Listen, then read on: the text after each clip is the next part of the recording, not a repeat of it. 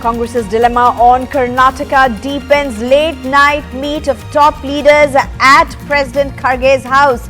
DK Shivakumar remains adamant on the top job, that's the post of Chief Minister, which Siddaramaiah is set to be next.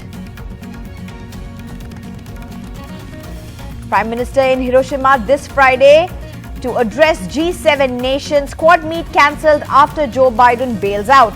World's largest economy faces debt payment crisis.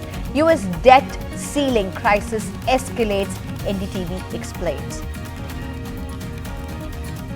Global temperatures to rise above 1.5 degree limit next 5 years could be hottest ever on record, according to the United Nations. Chief Justice in Manipur and says High Court order was wrong. Supreme Court asks for report on Manipur violence. The centre has said situation normal, sporadic incidents. Hello, I'm Sneha Koshi. In the top story that we are following, who will be the next Chief Minister of Karnataka? Well, the Congress dilemma over the next Chief Minister of Karnataka seems to be only deepening. According to sources, DK Shivakumar is just not happy with what the Congress High Command has offered him. And after meeting his loyalists in Delhi, has conveyed his decision to Randeep Surjewala, and Congress top leaders including Party President Kharge and Surjewala had a late night meeting discussing DK Shivakumar's stand, even as Siddaramaiah is set to become the next Chief Minister. But what is the Congress offer to DK Shivakumar? Here's the report on power sharing formula. Siddaramaiah is all set to be Karnataka's next Chief Minister after a majority of MLAs voted for him in a ballot backed also by Rahul Gandhi. However, the Congress's message is clear. This doesn't mean DK Shivakumar can be sidelined. In two marathon meetings with Rahul Gandhi and the Congress President today, he was told of the Congress decision, but offered virtually everything else except the Chief Minister's post. It's only a matter of today or tomorrow, and we will have a new leader of the Congress Legislature Party. Within next 48 to 72 hours, we'll have a new cabinet in Karnataka. Talks continued all day with several alternative offers to DK Shivakumar. He could be the only Deputy Chief Minister, remain the State Congress Chief and pick 6 portfolios of his choice.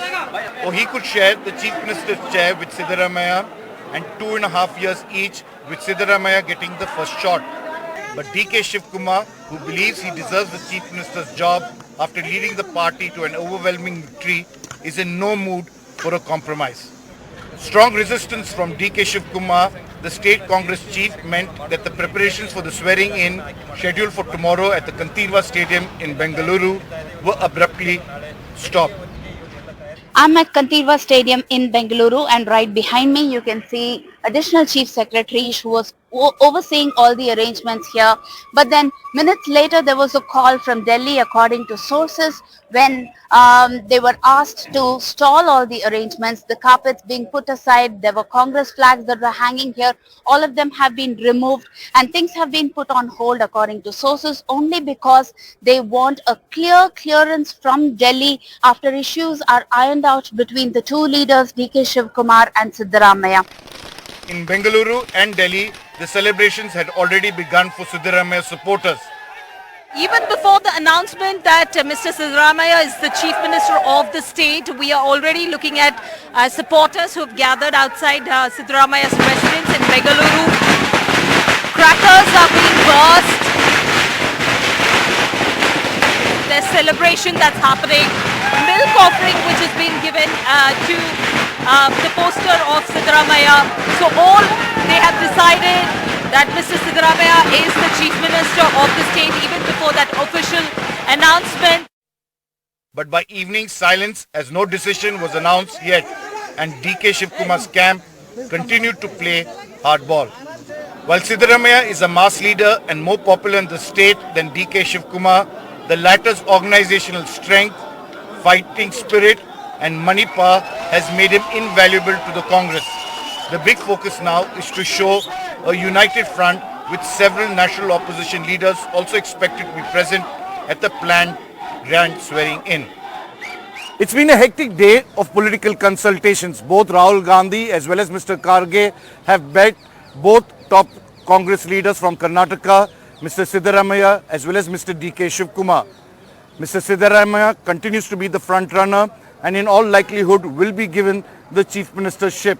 But the big question remains is whether Mr. D.K. Shivakumar, who remains adamant and defiant on the issue of chief ministership, he insists that as the state president, it is his rightful choice of becoming the chief minister, something that the High Command has asked for time to ensure that they were able to find, as they say, unanimity, unity and consensus. With camera person Sudesh, Sunil Prabhu, NDTV. And in a startling indicator of how close we may be to irreversible global climate change, the World Meteorological Organization has come out with its latest findings, which indicates that global temperatures will surge to record levels in the next 5 years. The next 5-year period as a whole will be the warmest on record. These are the main findings. Well, in a startling indicator of how close we may be to irreversible global climate change, the World Meteorological Organization has come out with its latest findings, which indicate that global temperatures will surge to record levels in the next 5 years. In fact, the next 5-year period as a whole will be likely the warmest on record. Here are the main findings. Between 2023 and 2027, the temperatures near the Earth's surface could be up to 1.8 degrees Celsius higher than the 1850 to 1900 average, which is used as a baseline since there were no emissions of greenhouse gases then. With an El Nino phenomena forming in the next few months, there will be significant warming next year. It starts a year after the El Nino phenomena develops. There is a 98% chance of at least one in the next 5 years beating the temperature record set in 2016. There's also a 98% chance of the 5-year mean between 2023 and 2027 being higher than the last 5 years. Arctic warming is disproportionately high, a huge concern, and precipitation patterns in this 5-year period indicate that there is deep inconsistency within regions receiving rainfall, some getting more, others receiving far less. So why is this important? Because an increase in global temperatures above 1.5 degrees will have an adverse impact with related losses and damages that could affect billions around the world. And the Quad Summit in Australia has been cancelled. But Prime Minister Narendra Modi's scheduled visit to 3 nations starting on the 19th of this month remains unchanged, including his visit to Australia and Japan. Cancellation of Quad Summit in Australia has not changed Prime Minister Narendra Modi's scheduled visit to 3 nations starting 19th of this month. Prime Minister will be travelling to Hiroshima in Japan to attend the G7 summit on Japanese Prime Minister Kishida Fumio's invite. Prime Minister is expected to hold several bilateral on the sidelines of the summit and also attend a meeting between all the Quad leaders over the weekend. Prime Minister Modi will be addressing the G7 gathering and is expected to speak on issues around peace, stability and climate change. From Japan, PM Modi will travel to Port Moresby in Papua New Guinea, becoming the first ever Indian Prime Minister to visit the island nation. Along with the host nation's Prime Minister, Mr. Modi will be inaugurating the 3rd summit of the Forum of Indo-Pacific Island Cooperation, apart from holding a couple of bilaterals there. Finally, Prime Minister will be heading to Sydney, where he has several engagements.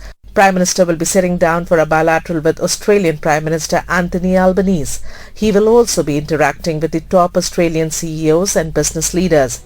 A grand welcome and community reception has been planned by the Indian diaspora on 23rd of May, for which major preparations are already underway. And the Quad meet has been cancelled after US President Joe Biden has bailed out. Even the world's biggest economy, the United States, now faces a major threat of the government not being in a position to pay its bills. The impact has been seeing global markets fall amid US debt default fears. The world's biggest economy, the United States, rapidly approaching the date on which the government can no longer pay its bills, forcing President Biden to cancel his trip to Australia for the Quad Summit. At home, he was very clear about the risks ahead. That defaulting on the debt is simply not an option. Our economy would fall into recession. It would devastate retirement accounts, increase borrowing costs, and according to Moody's, nearly 8 million Americans would lose their jobs and their international reputation would be damaged in the extreme if we were to let that happen. Delaying negotiations is the classic political blame game. President Biden has delayed. It's going to be around his neck and the Democrats, not the Republicans. Policy differences between the parties should not stop Congress from avoiding default.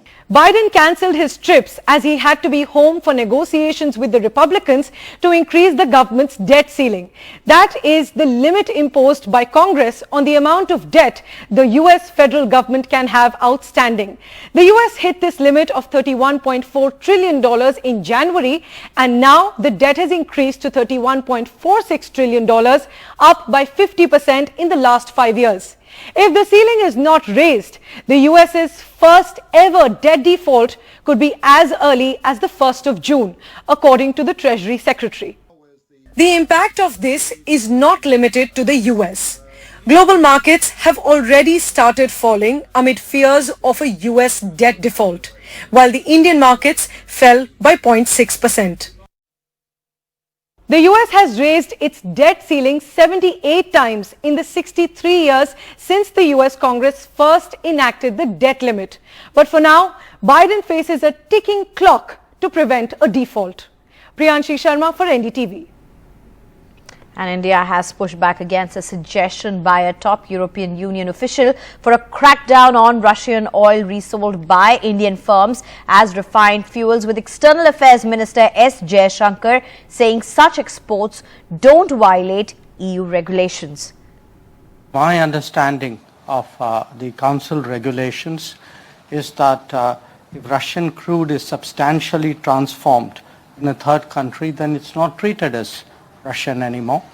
I would urge you to look at Council Regulation 833/2014. External Affairs Minister S. Jaishankar's stern response to the European Union for trying to tutor India on oil resale.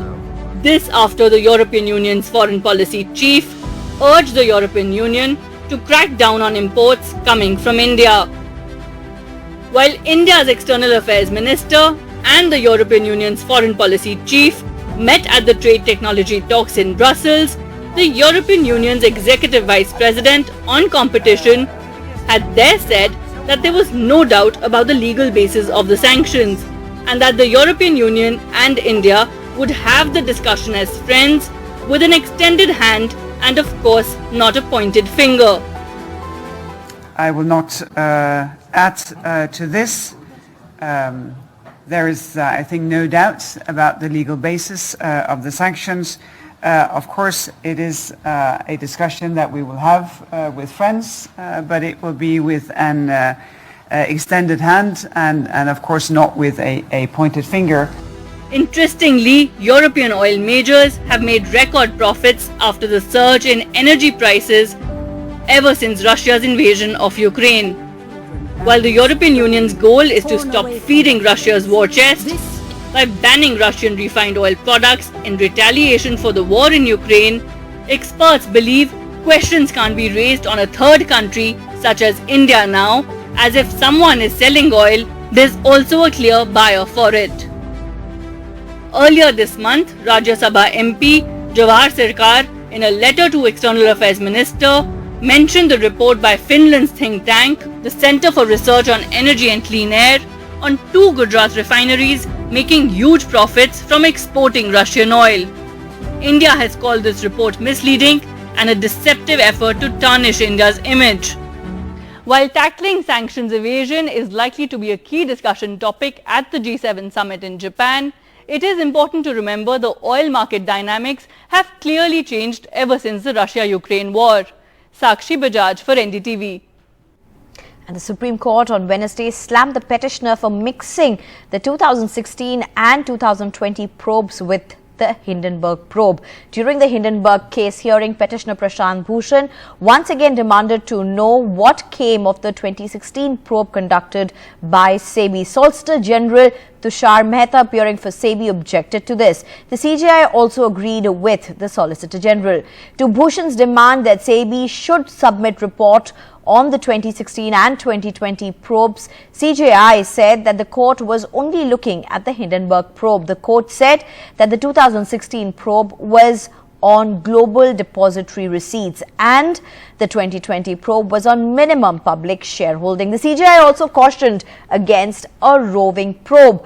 The Solicitor General had in the last hearing denied the petitioner's claim that SEBI was probing the Adani Group since 2016.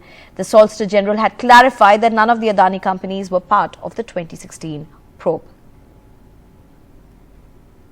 And BJP has begun its poll preparations in Maharashtra with JP Nadda's two-day visit. Meanwhile, Sena's Uddhav Thackeray and NCP's Sharad Pawar both called for a meeting of their parties to discuss their strategies.